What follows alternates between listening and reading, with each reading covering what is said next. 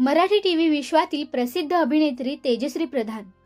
होणार सून मी या घरची ते आत्ताच्या प्रेमाची गोष्ट या मालिकांमधून आपल्या अभिनयाने प्रेक्षकांच्या मनावर तिने राज्य केलंय. तेजश्रीने दिलेल्या मुलाखती हा नेहमी चर्चेचा विषय ठरतो.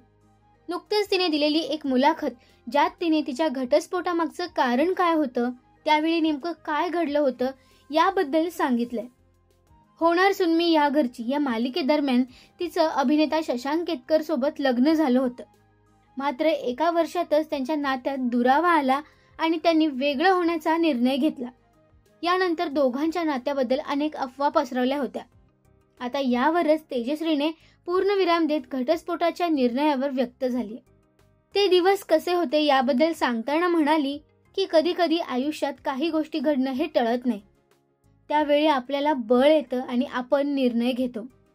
परत आपण मागे वळून पाहतो तेव्हा वाटतं की तो काळ खूप कठीण होता, पण त्या क्षणी त्यातून मार्ग निघतो.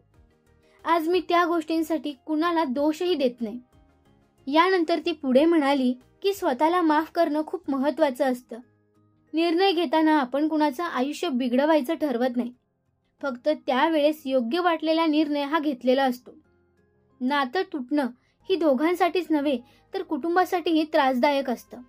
तेजश्री या घटस्फोटाबद्दल सांगताना पुढे म्हणाली की अशा प्रसंगी स्वतःला दोष देण्यापेक्षा स्वतःवर विश्वास ठेवणं आणि पुढे जाणं हेच महत्त्वाचं आहे. हल्ली अशा अनेक कलाकारांच्या जोड्या आहेत ज्या काही कारणांमुळे किंवा वैयक्तिक कारणांमुळे वेगळ्या होतात, पण त्यांच्या या निर्णयाचा आदर कसा करावा याबद्दल तेजस्वीने तिचं मत मांडलं आहे. तेजश्रीच्या या मतावर तुम्ही सहमत आहात का हे आम्हाला कमेंट करून नक्की सांगा. मराठी टेलिव्हिजन विश्वातील बातम्या, अपडेट्स आणि गॉसिपसाठी सबस्क्राईब करा राजश्री मराठी शोबज.